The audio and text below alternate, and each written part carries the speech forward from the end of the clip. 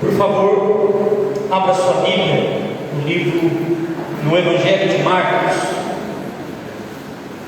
Evangelho de Marcos, capítulo de número 2.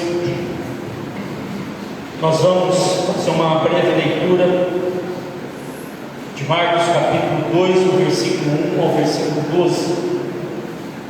Marcos, capítulo 2, versículo 1 ao versículo 12. Amém? Assim diz a palavra do Senhor. Dias depois, entrou Jesus de novo em Cafarnaum, e logo correu que ele estava em casa. Muitos afluíram para ali, tantos que nem mesmo junto à porta eles achavam lugar, e anunciavam-lhes a palavra. Alguns foram ter com ele, conduzindo um paralítico, levado por 4 homens, e não podendo aproximar-se dele, por causa da multidão, descobriram o eirado no ponto correspondente ao que ele estava, e fazendo uma abertura, baixaram o leito em que jazia o doente. Vendo-lhes a fé, Jesus disse ao paralítico: Filho, os teus pecados estão perdoados. Mas alguns dos escribas estavam assentados ali e arrazoavam em seu coração: Por que fala ele deste modo? Isto é blasfêmia. Quem pode perdoar pecados senão um que é Deus? E Jesus, percebendo logo por seu espírito que eles assim arrazoavam, disse-lhes: Por que arrazoais sobre estas coisas em vosso coração? Qual é mais fácil? Dizer ao paralítico: Estão perdoados os teus pecados? Ou dizer: Levanta-te, toma o teu leito e anda? Ora, para que saibais que o Filho do Homem tem sobre a terra autoridade para perdoar pecados, disse ao paralítico: Eu te mando, levanta-te, toma o teu leito e vai para a tua casa. Então ele se levantou, e no mesmo instante, tomando o leito, retirou-se à vista de todos, a ponto de se admirarem todos e darem glória a Deus, dizendo: Jamais vimos coisa assim. Amém? Vamos orar mais uma vez. Querido Deus, amado Pai, nós oramos e nos colocamos diante de Ti, na leitura dessa palavra, da Sua palavra. Ó Deus, pedimos ao Senhor que ministre em cada coração aqui nessa noite.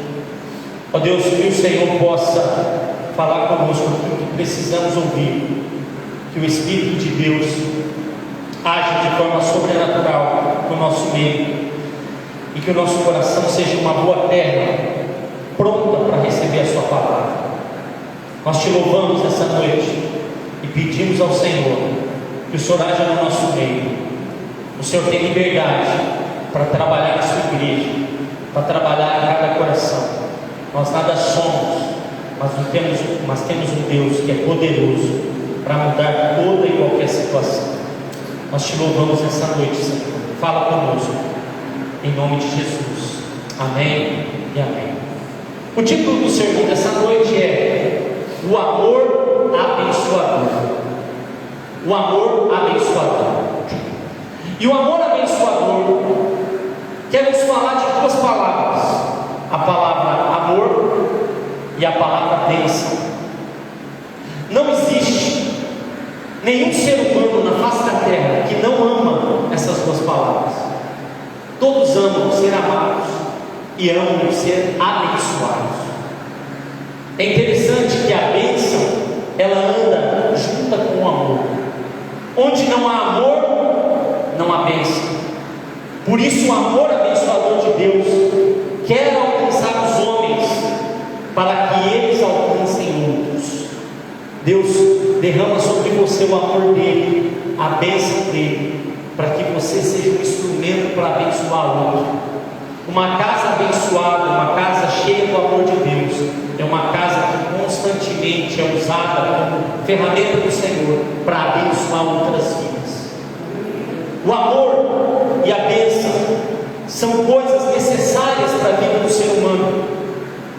A palavra amor no grego do Novo Testamento, tem 4 palavras: ágape, que fala do amor de Deus, o amor supremo; fileus, que fala do amor fraterno, amor de amigo, de irmão; eros, que fala do amor de marido e mulher; e o storge, que fala do amor entre pai e filho, um amor carnal entre pais e filhos. É interessante que falar de amor e não falar de bênção parece que é algo meio distante de nós. Quando a gente fala do amor de Deus, que é o amor ágape, o amor supremo, o amor divino, o amor que muda, o amor que transforma, nós também falamos da bênção. E existem 2 palavras na Bíblia relacionadas à bênção, no Novo Testamento uma, e no Velho Testamento, no Antigo Testamento outra. Beracá, que significa presente em hebraico, significa que a bênção é um presente que Deus dá. E no Novo Testamento é a palavra eulogia, que significa benefício. Se você recebe o amor de Deus, você recebe um presente de Deus. E quando você recebe um presente de Deus na sua casa, esse presente não é apenas para você, mas esse presente é para alcançar o outro. É interessante como Deus trabalha de forma linda e preciosa. Ao falarmos desse texto, vocês vão entender aonde eu quero chegar ao falar esse sermão. Nós vemos Jesus chegando em Cafarnaum. E aqui eu não vou ficar falando hebraico para todo mundo, não. Fique tranquilo que você vai entender. Mas você nunca mais vai esquecer o que significa a palavra Cafarnaum, se você não sabe. A palavra Cafarnaum é a junção de 2 palavras: Cafar, vila; Naum, consolo. Jesus fez uma dos seus polos de evangelismo a vila do consolo, a vila consolada. E é interessante que os grandes fariseus, os escribas da época, os religiosos, eles gostavam sempre de Jerusalém, eles gostavam das grandes cidades, do contexto cheio de gente. Mas o Criador do céu e da terra, aquele que veio, que nasceu, que viveu 9 meses na barriga de uma mulher, e nasceu e passou a sua infância no anonimato, a sua adolescência no anonimato. Ele nasceu em uma vila. Jesus nasceu em Belém, uma vila, uma aldeia, um lugar pequeno. Ele fez um polo estratégico, um ponto estratégico do seu ministério, Cafarnaum, uma vila, uma cidade pequena, à beira ou no norte do mar da Galileia. Quando fala-se de cidade pequena, nós podemos falar de Rio Paraná. Jesus amava estar em lugares pequenos, vilarejos, vilas, como aqui em Ubanabal. Ele nasceu, cresceu em uma cidade pequena e foi fazer o seu ministério, um dos pontos do seu ministério, numa aldeia, a aldeia do consolo, a vila do consolo. Pensa você, naquela época, ele escolheu os lugares pequenos, justamente para nos lembrar que nós nunca devemos esquecer os nossos humildes começos. Hoje nós não somos ainda uma igreja grande, cheia de gente, e o pastor aqui não está preocupado em ter pessoas por ter, mas eu quero que Jesus traga pessoas por esse lugar, para que essas pessoas experimentem o que é ser consoladas, o que é serem amadas. Quando a pessoa se sente amada, acolhida, querida, ela faz parte de um contexto de vida em que ela aprende que o amor e a bênção andam juntas. E eu deixo de olhar para mim para olhar aquilo que o outro precisa. Nós não devemos nos preocupar em ter um tempo magnífico se nós por dentro não somos uma igreja que ama, uma igreja que acolhe, uma igreja que consola. Jesus estava em Cafarnaum, e ao estar dentro daquela casa que ninguém sabe se era dele, se era uma casa emprestada, ou se era um local onde algum dos discípulos havia preparado para que ele passasse um tempo, porque ele viajava muito. As pessoas perceberam que Jesus estava ali. E agora você imagina Jesus naquele vilarejo, em cidade pequena, a conversa sempre anda muito rápida. Aconteceu alguma coisa, já está todo mundo sabendo. É incrível como as notícias correm rapidamente numa cidade pequena, num lugar pequeno. E as pessoas se aglomeraram por fora daquela casa.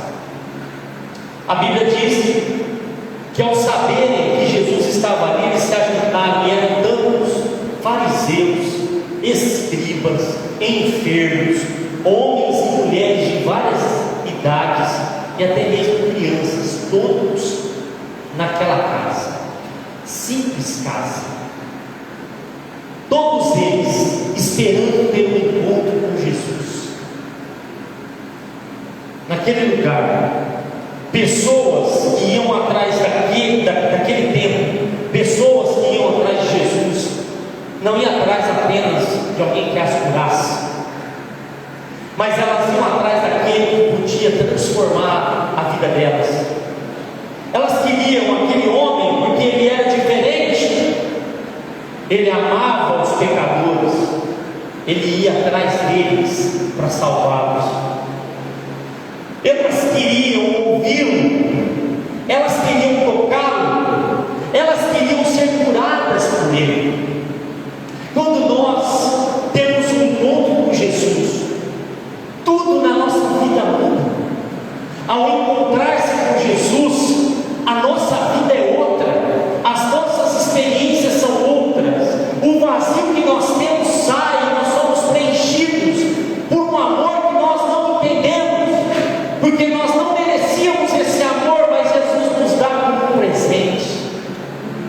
Jesus ama você, Jesus ama a sua família, Jesus te ama, e Jesus quer trazer você para perto dele. Nesse ambiente, aonde Jesus estava, naquela aldeia, naquele lugar pequeno, naquele lugarzinho, naquela casa que era simples, que não tinha muita coisa, aquele lugar se tornou um ambiente de cura, um ambiente de salvação, um ambiente onde as pessoas se sentem bem. E eu quero te dizer que não existe lugar mais lindo e mais gostoso de se estar do que no ambiente aonde Jesus está. Se você fizer da sua casa um ambiente aonde Jesus está, se você fizer do seu trabalho um lugar onde Jesus está, aquele lugar, aquele ambiente vai se tornar um ambiente de glória, e o amor de Deus vai começar a ser ministrado naquele lugar. Falei com ele ontem, acho que foi, que eu fui lá na loja deles, dentro de André, e poucas vezes eu fui num lugar onde eu senti um ambiente de glória, um ambiente de cura tão grande como naquele lugar. A gente precisa aprender que no lugar onde a gente está, o ambiente precisa mudar. Se você está num lugar, faça daquele lugar um ambiente onde Deus possa ministrar na vida das pessoas. Amados, a casa que Jesus estava não era uma mansão, mas a casa que Jesus estava era um ambiente onde a cura podia ser gerada. Deus pode usar a sua vida, a sua casa, aonde você está, onde você trabalha, para que esse lugar seja um ambiente de cura, um ambiente de glória, um ambiente de consolo. Não espere na casa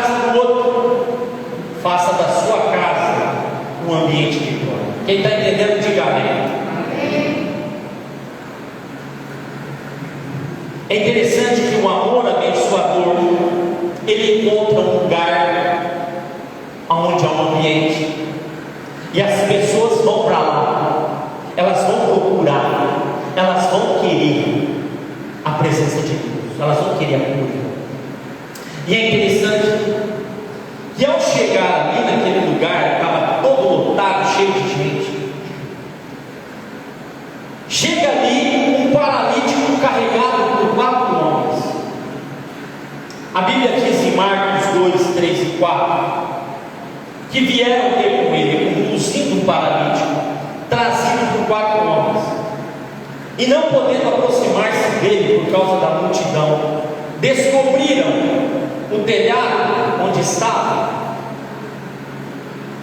e fazendo um buraco, baixaram o leito em que jazia o paralítico. Presta atenção numa coisa: você pode ser um ou pode ser outro. Você pode ser aquele que gera o amor abençoador de Deus na vida de alguém que está paralítico e o leva até Jesus, ou você vai ser o paralítico que vai precisar de alguém te levar até Jesus. Ou nós somos um, ou nós somos outro. E Deus sempre vai usar alguém em caráter emergencial para gerar um amor abençoador na vida de cada um de nós. Quando eles chegaram, aqueles homens, aquele paralítico, eles podiam ter pensado: vamos voltar outra hora, porque a multidão está na frente, não tem como nós entrarmos. A multidão tenta impedir o gerar abençoador de Deus na nossa vida, e a multidão não são pessoas. A multidão pode ser a adversidade, pode ser a fraqueza, pode ser os problemas, pode ser a timidez, pode ser o medo. Qual é a multidão nessa noite que está tentando te atrapalhar de enxergar Jesus? Aquele homem sofria de uma paralisia, e a paralisia impede o andar, impede o ir, impede as experiências sobrenaturais, impede você de viver novos projetos, novos planos. A paralisia te dá medo de dar o primeiro passo. Quem tem paralisia ou quem já teve esse tipo de problema, quando você quebra uma perna ou sofre algum acidente que você fica sem se movimentar, quando você tira o gesso para poder andar, os primeiros passos são muito difíceis.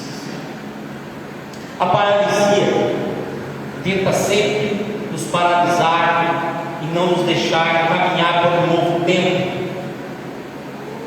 Não tenha medo de enfrentar novos desafios. Não tenha medo de enfrentar novos projetos. Se você não consegue ir até Jesus, deixe que alguém te leve. O paralítico não conseguia andar, mas quando os amigos dele pegou ele, a Bíblia não relata aquele paralítico dizendo: não me leva não. Aliás, ele se deixou levar. Tem muitas pessoas que não se deixam ser levadas até Jesus. Elas querem ficar para não ir. Mas nessa noite, irmãos, o Senhor quer trazer para nós um tempo onde nós vamos deixar as pessoas nos levarem a Ele. Você pode ser aquele que leva, mas vai ter dia que você não vai ter força para ir, e aí você vai precisar que alguém te leve. É interessante que a multidão estava ali, muitos impedindo aqueles homens de chegar, e eles lembraram: tem um telhado. Foram até o telhado, subiram até lá, arrancaram o telhado e desceram o paralítico lá embaixo. do lado de Jesus. O que eu aprendo com isso? O telhado é o que não deixa o céu invadir a terra. O telhado não deixa a chuva nos molhar e o sol nos aquecer. Para experimentar a presença de Deus e o agir sobrenatural de Jesus, nós precisamos deixar que o sol da justiça nos aqueça e a chuva serôdia de Deus no céu nos molhe. Quando o céu está pronto para derramar a bênção sobre nós, mas há um telhado para nos impedir de receber, a melhor coisa que tem que se fazer é pedir alguém para vir e tirar o telhado fora. O céu quer derramar para a terra. O telhado é sinal de separação. Está separado, não consegue chegar. Mas aqueles homens perceberam que eles precisavam tirar o telhado para poder entrar lá dentro, o paralítico. Alguém vai precisar tirar o telhado para que você encontre Jesus, para que você experimente Jesus, para ver perdão de pecados, para ver salvação, para ver cura. Para se chegar até Jesus, eu preciso do céu aberto e preciso que alguém retire o telhado para que haja perdão, para que haja salvação, para que haja transformação. O que o pastor está dizendo, eu não estou falando de telhado físico. O que aconteceu lá foi literal. Mas o que eu estou dizendo hoje é que muitas coisas estão entre nós e Deus. Quando nós oramos, se tiver telhado, a oração vai bater, vai descer. Mas quando eu oro de acordo com a vontade de Deus, e quando eu não consigo orar, mas eu tenho um companheiro de oração, essa pessoa ou essa família vai tirar o telhado para mim. E ao tirar o telhado, o céu vai estar pronto para derramar sobre a minha vida. Deus está doidinho, sim, no bom sentido. Deus está esperando tirar seus telhados da Ilha do Bananal, para que Ele derrame sobre nós as bênçãos, o amor abençoador, de forma sobrenatural. Deus quer derramar sobre nós a cura. Deus quer derramar sobre nós o perdão. Deus quer derramar sobre nós o seu amor. Deus usa homens e mulheres para que as bênçãos sejam geradas e para que esses homens recebam de Deus aquilo que o céu quer dispensar na vida deles. Talvez você chegou aqui, mas o seu telhado está fechado. Fechado pelo pecado, fechado pela falta de perdão, fechado porque você se sente fraco, fechado pela timidez, fechado pela incapacidade de vencer o mal, fechado porque você se sente angustiado, sem força para lutar, fechado pela depressão, fechado pela ansiedade, fechado pela síndrome do pânico, fechado pela falta de fé, fechado pela incredulidade. O telhado está atrapalhando o céu derramar sobre a terra, o céu derramar sobre você.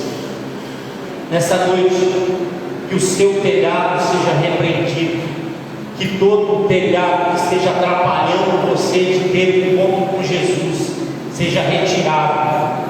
O telhado da timidez, o telhado da falta de fé, o telhado da incredulidade, o telhado do temor de ter um encontro com Jesus, o telhado, Senhor, de pecados que estão ocultos dentro do povo de Deus. Ó Deus, tire todos os telhados da falta de perdão, os telhados da falta de compreensão da vida. Leve embora, Senhor, leve embora todo o telhado da depressão, todo o telhado da angústia, todo o telhado da ansiedade.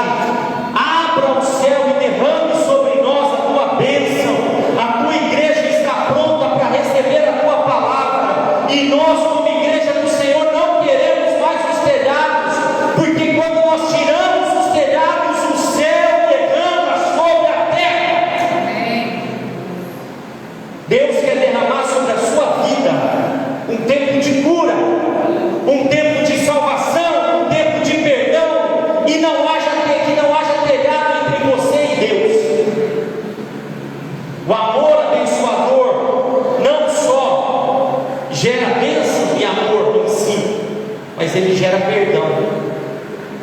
Quando aquele homem foi descido e ele teve cara a cara com Jesus, a Bíblia diz em Marcos 2,5, coloca para mim por favor aqui no Data Show, Marcos 2, versículo 5. Olha o que diz o texto: vendo-lhes a fé, Jesus disse ao paralítico: ué, a fé não era do paralítico, a fé era dos homens. Deus abençoou o paralítico, mas a fé não era do paralítico, a fé era dos homens. Os 4 homens tiraram o telhado, e ao descer sobre, ali do lado de Jesus, aquela maca, aquele leito, Jesus olhou para o homem e perdoou os seus pecados, porque ele viu fé na vida do outro. Veja bem uma coisa: a sua fé pode gerar perdão de pecados na vida de alguém. Por meio de você, Deus pode alcançar alguém que está precisando ser perdoado. Pense em alguém aí da sua família, pense em alguém aí no seu círculo de amizade que está precisando ser levado até Jesus. Use a sua fé, guarde esse nome no coração e olhe por ele. Fale para Jesus: Senhor, eu vou fazer o que for preciso para tirar o telhado da vida dessa pessoa, para levar ela até a tua presença. O que paralisava aquele homem eram os seus pecados. O pecado paralisa. Há doenças que são causadas pelo pecado, os pecados morais, os pecados de estimação. Mas o que fez Jesus perdoar o pecado daquele homem foi a fé dos seus amigos, a fé dos 4, que se pôs de maneira tão preciosa, pronto para levar ele até Jesus. A fé dos amigos gerou um ambiente de perdão para a vida daquele paralítico. Deus usa a sua fé para gerar perdão na vida dos outros, e isso é um amor abençoador. Eu recebo amor, eu recebo a bênção, e por eu receber amor e bênção, eu gero para a vida do outro, e o outro recebe e vai até Jesus, e Jesus está pronto para o perdoar. O amor abençoador gera bênção na vida do outro, gera perdão de pecados, mas o amor abençoador também é atacado pelos legalistas. Entende o que eu estou falando? O legalismo tem matado muitos cristãos. Marcos 2, versículos 6 a 8 diz: estavam ali sentados alguns dos escribas, que arrazoavam em seus corações, dizendo: por que ele fala blasfêmia? Quem pode perdoar pecados senão Deus? Mas Jesus conhecia o espírito deles, Jesus conhecia o coração daqueles homens. É interessante que quando há gerado um ambiente de glória, um ambiente de cura, aonde Jesus vai curar, onde Jesus vai perdoar, sempre vai haver alguém que vai te perseguir, sempre vai haver alguém que vai falar mal de você. O legalista é aquele que ama as leis, mas não conhece o Deus da lei. Os escribas escreviam as leis, eram alfabetizados, conheciam a lei mosaica, a lei cerimonial, conheciam os preceitos da lei, conheciam tudo, mas eles não se alegravam com a bênção dos outros. Eles eram legalistas. O legalismo quer leis, mas não quer a graça, porque para o legalista, para Deus me ouvir, para Deus fazer, para Deus mudar, eu preciso ter mérito em alguma coisa. Nós fomos alcançados não pelo legalismo, nós somos alcançados pela graça. O legalismo não me deixa estar estar alegre com a bênção do outro. O legalista procura merecer as bênçãos, e quem desfruta das bênçãos sem merecer é excluído. Que o Senhor guarde a IEB Rio Paraná de ser uma igreja legalista. Que do nosso meio não haja ninguém que tenha um coração legalista, que não seja sobre mim, que seja sobre ele. Que eu entenda e que eu me coloque em posição de adoração a Deus quando um dos meus irmãos ou alguém que eu acho que não mereça receba uma bênção que talvez eu esteja procurando. A igreja de Cristo é uma igreja que é gerada pelo amor, e os filhos de Deus precisam deixar o seu legalismo para viver uma vida em Cristo, debaixo da sua graça. Que todo legalismo vá embora de nossas vidas, que sejamos uma igreja relevante, uma igreja bíblica, mas nunca uma igreja religiosa, legalista, que se preocupa mais com os dogmas do que com as vidas. Deus não está procurando placas, Deus está procurando vidas. Deus não está procurando legalistas, Deus está procurando adoradores. Deus não está procurando religiosos, Deus está procurando homens e mulheres que estejam quebrantados pelo seu reino. Deus não quer que você seja o melhor legalista, Deus quer que você seja adorador de verdade. O amor de Deus, o amor abençoador, é atacado pelos legalistas, mas não existe legalista que possa barrar o amor abençoador de gerar cura. Jesus respondeu para aqueles homens que é mais fácil dizer ao paralítico que estão perdoados os teus pecados, ou dizer-lhes: levanta-te, toma o teu leito e anda.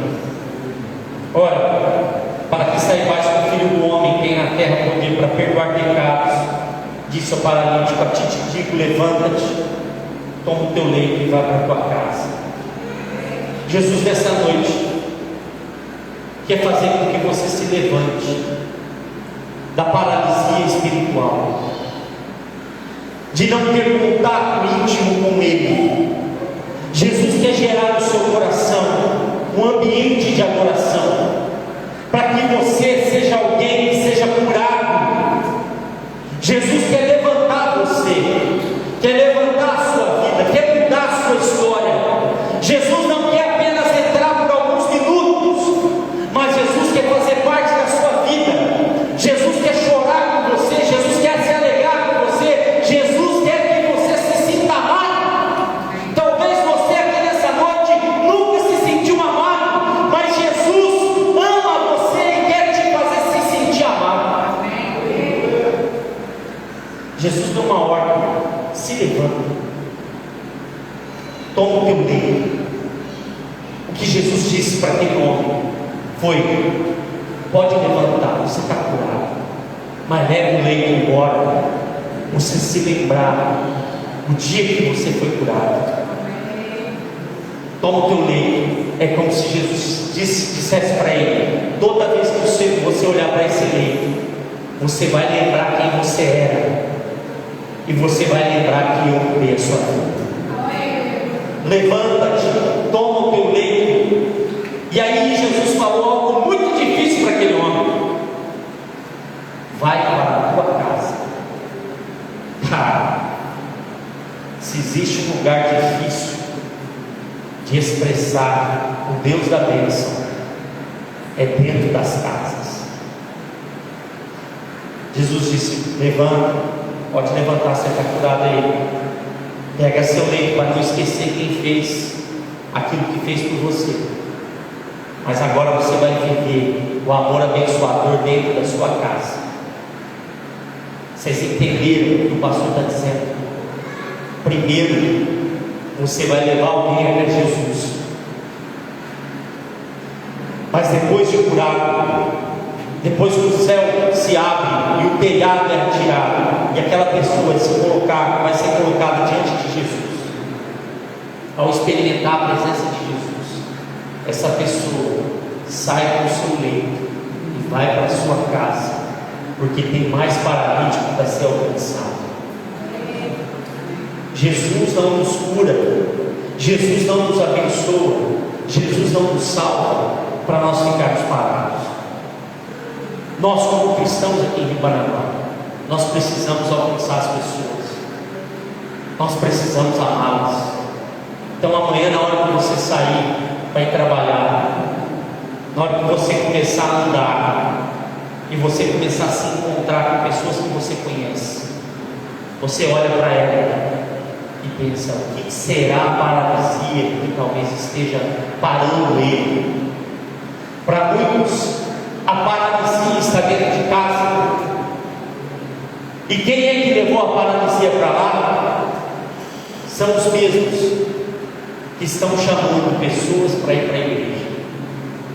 Muitos cristãos dentro das suas casas esqueceram o seu leito, e em vez de levar os paralíticos para a igreja ou para a presença de Jesus, eles afastam os paralíticos de lá. Porque quando as pessoas olham para nós, elas não veem um instrumento de cura, elas apenas veem pessoas religiosas. Jesus é Deus, Ele tem poder para perdoar os seus pecados. E nessa noite eu quero que você feche os seus olhos. O Ministério de Louvor pode vir para cá e pergunte para o Senhor se há alguma coisa em você e talvez esteja desagradando o coração do Senhor. Jesus quer perdoar os seus pecados, Jesus quer curar as suas feridas, Jesus quer mudar a sua vida, Jesus quer que você experimente algo nele que você nunca experimentou. Jesus está aqui para te perdoar, Jesus está aqui para te receber. E se você não tem ninguém que possa tirar do seu telhado, eis-me aqui, eu estou aqui para te ajudar a tirar o seu telhado. E você pode ser alguém que pode ajudar o outro a tirar o telhado dele. O Senhor quer perdoar os nossos pecados, o Senhor quer que você confesse para Ele que você é dependente dele. O Senhor está aqui para você se posicionar, se levantar e tomar uma posição. O texto termina dizendo que aquele homem se levantou. Queria convidar você a se colocar de pé. Oh Jesus! E no mesmo instante, tomando o leito, ele se retirou à vista de todos, a ponto de se admirarem, e todos darem glória a Deus, dizendo que jamais vimos coisa assim. As pessoas estão esperando para ter algo que as leve a glorificar a Deus, e que elas digam: nós nunca vimos uma coisa desse jeito. O amor abençoador de Deus é gerado do céu para a terra.